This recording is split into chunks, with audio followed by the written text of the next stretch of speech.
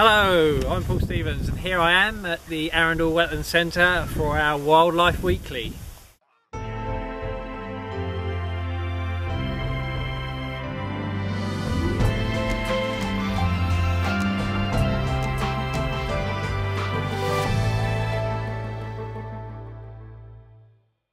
Now every afternoon, just as the light starts to go, the reedbed has been a hive of activity as thousands of starlings start to come in and roost overnight. Normally we'd see huge flocks gathering up and swirling around and all going down in one group, but this year it's been a little bit different. We've had groups of a couple of hundred at a time coming in, circling around maybe a couple of times and then going straight into roost, but totaling several thousand at the end of it. Why are small groups coming in? We think it's a deterrent to the predators that like to see where these birds are roosting.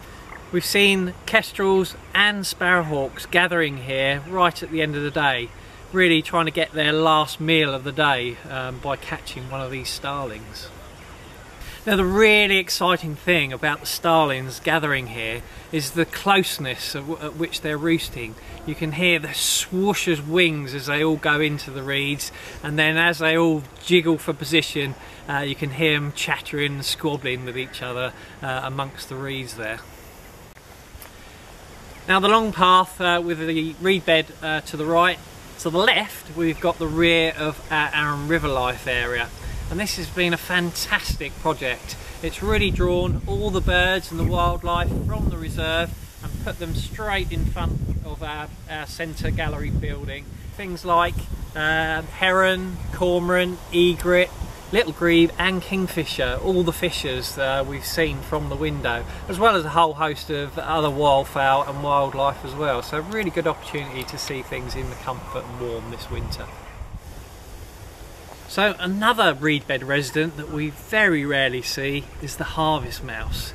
Now I've been trialling traps to try and trap harvest mice and not trap other things like bank voles. The traps we're using for the harvest mice are actually mounted on a broomstick, so this raises the trap off the ground, and harvest mice spend a lot of the time moving through the reeds and the grasses at quite a high level. Also, at 6 grams, these tiny mammals won't set an ordinary trap off, so I have to set the sensitivity of the trap so that any little light footstep on the bar actually shuts the trap as well. So quite a little tricky operation, but it seems to do the trick. The traps will be checked twice a day so that the mice are nice and comfortable and not in there too long.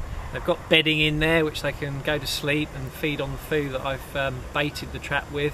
And when we come along, we'll open the trap, empty it into a big plastic bag. I'll then grab hold of the little harvest mouse if I can, and then put it in a smaller bag which we can then weigh, and then I'll also try and sex the wee beasties as well.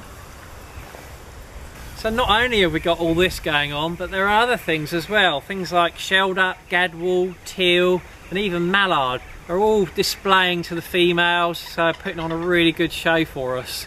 And also we're not only seeing pied wagtails but grey wagtails as well from many of the hides, and also on Arun River Life as well.